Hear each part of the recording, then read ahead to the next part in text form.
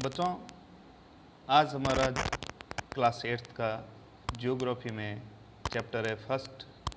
Part का नाम है रिसोर्सेज। रिसोर्सेज अर्थात संसाधन।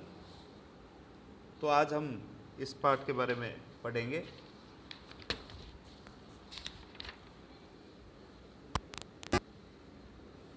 Mona and Raju were helping Amma to clean their house.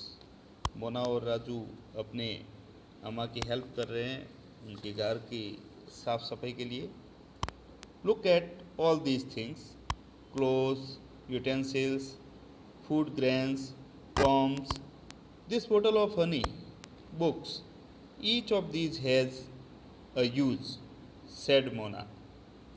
Mona ने कहा, देखो ये सारी चीज़ें, कपड़े, बर्तन, अनाज, कॉम और ये शहद की बोतल, किताबें, इन सभी का कुछ न कुछ उपयोग है।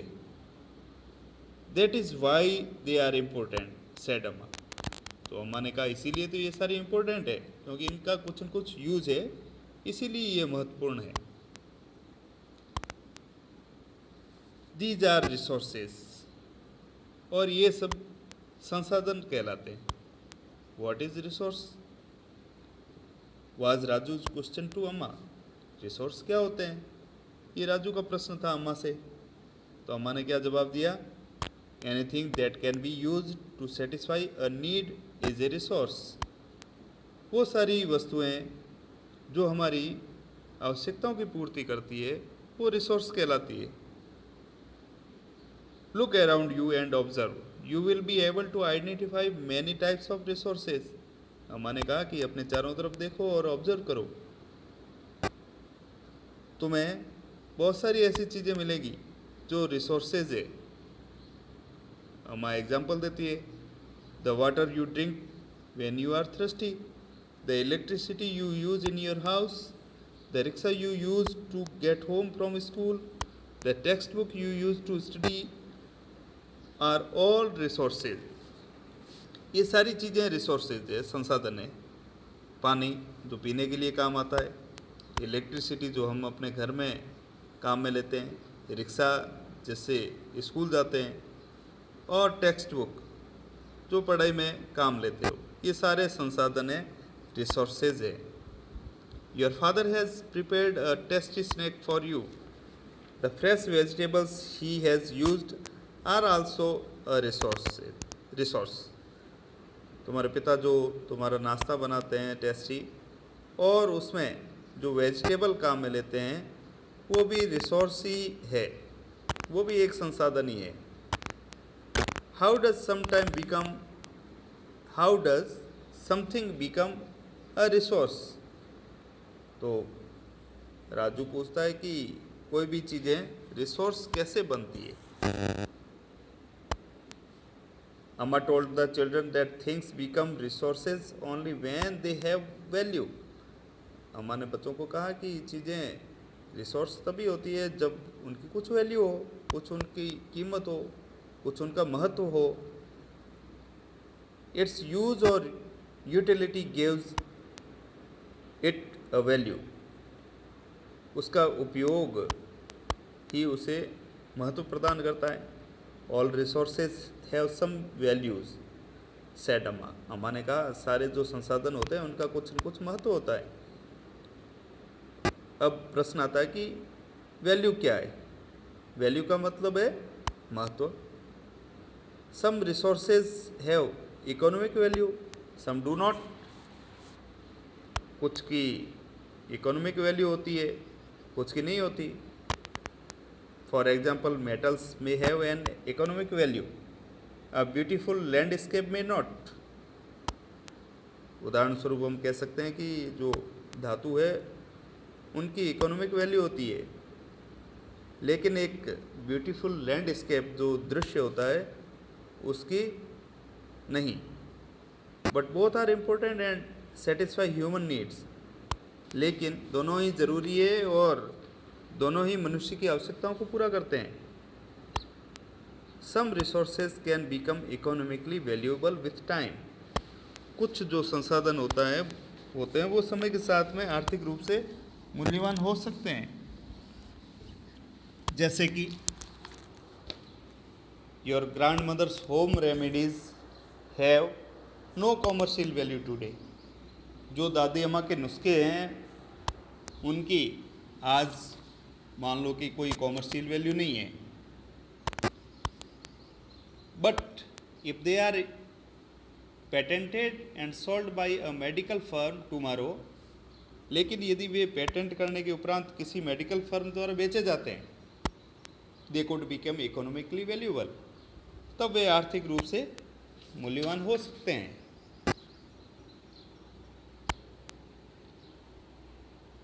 Time and technologies are two important factors that can change substance into resources. समय और तकनीक, ये जो दो महत्वपूर्ण कारक हैं जो पदार्थों को संसाधन में बदल सकते हैं। Both are related to the needs of people.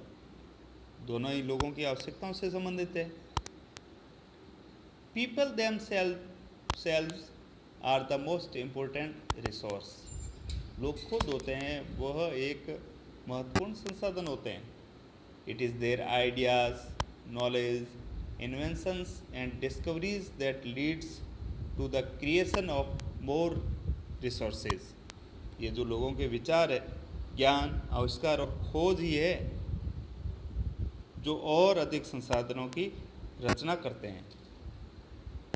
Each discovery or invention leads to many more resources. प्रत्येक जो खोज होती है या आविष्कार होते हैं उनसे दूसरे अन्य खोज और आविष्कार होते हैं।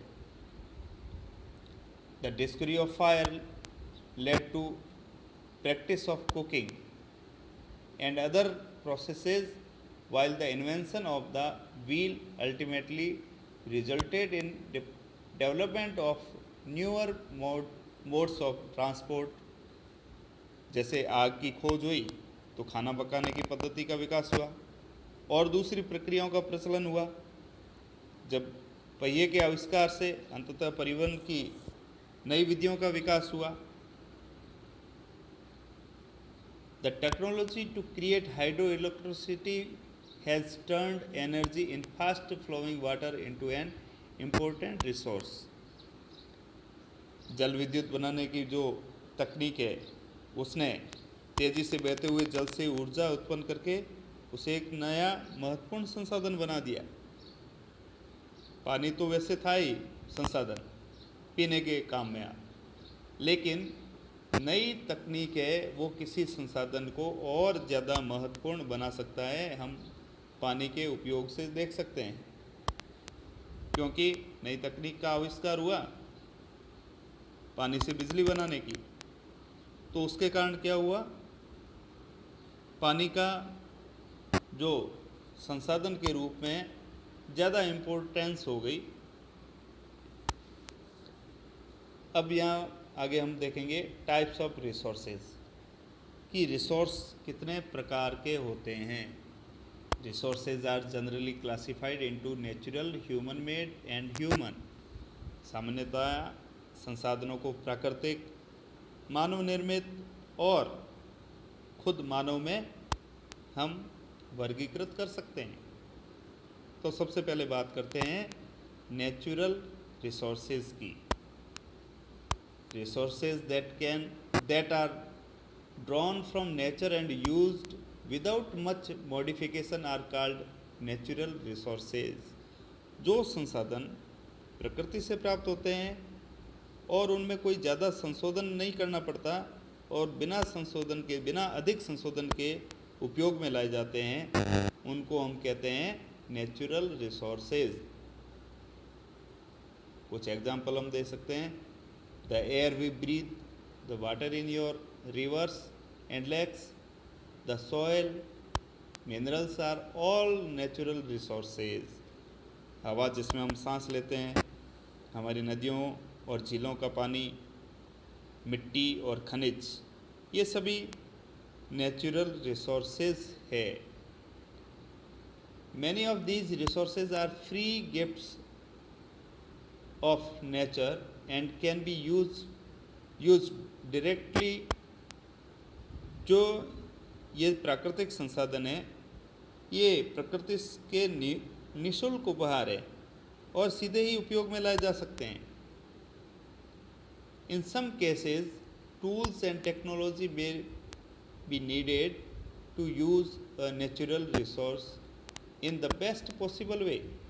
लेकिन कुछ परिस्थितियों में प्राकृतिक संसाधन उसको अच्छी तरह से यदि हम उपयोग में लेना चाहें तो उसके लिए औजारों और तकनीकी की आवश्यकता हो सकती है।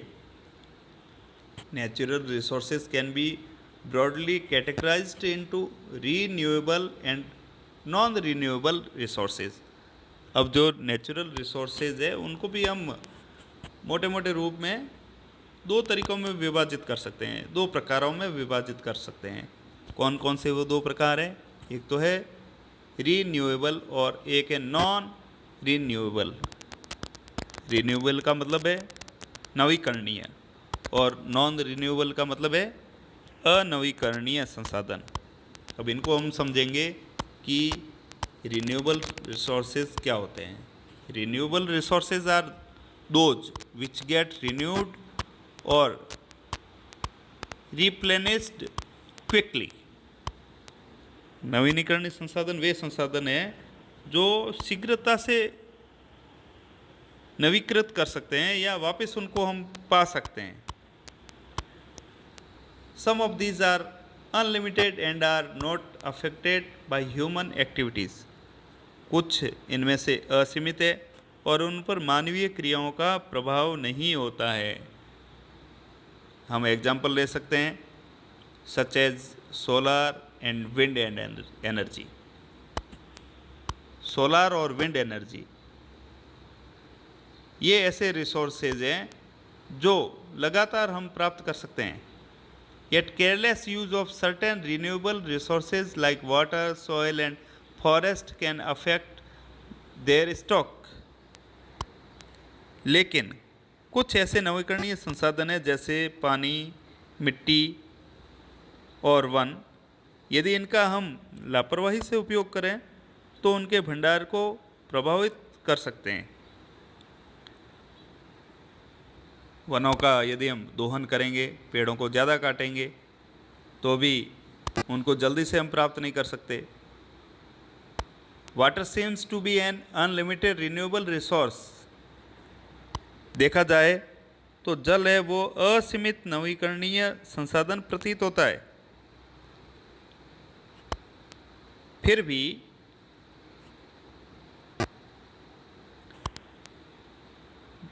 Shortage and drying up of natural water resources is a major problem in many parts of the world today।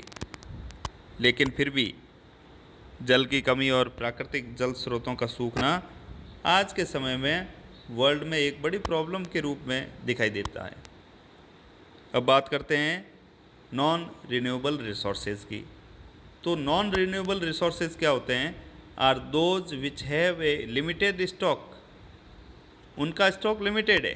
Once the stocks are exhausted it may take thousands of the year to be renewed और replenished. यदि उनको हम ख़त्म कर देते हैं तो इनके वापस नवीकृत होने में, वापस पुनः पूरित होने में हज़ारों वर्ष लग सकते हैं। Since this period is much more than human life spans। और यह जो अवधि है वह मानव जीवन की अवधि से बहुत ही ज़्यादा है। Such resources are considered non renewable। तो ऐसे ही जो संसाधन है वो अनवीकरणीय कहलाते हैं। एग्जाम्पल है इसका कोल, पेट्रोलियम एंड नेचुरल गैस। कोयला, पेट्रोलियम और जो नेचुरल गैस है ये अनवीकरणीय संसाधनों की श्रेणी में आते हैं। अर्थात इनको जल्दी से हम प्राप्त पुनः इनको स्टोर नहीं कर सकते। The distribution of natural resources depends upon number of physical factors like terrain, climate, and altitude. जो प्राकृतिक संसाधन इनका जो वितरण होता है कि वो सब जगहों पर एक जैसे तो नहीं होते, लेकिन इनको कौन से कारक प्रभावित करते हैं, तो वो कारक है भूभाग, जलवायु, उनकी जो ऊंचाई है, ऐसे बहुत सारे भौतिक कारकों पर निर्भर करता है। The distribution of resources is unequal because these factors differ so much over the earth. तो पृथ्वी पर इन सारे कारकों की विभिन्नता होने के कारण संसाधनों का जो वितरण है वह असमान है।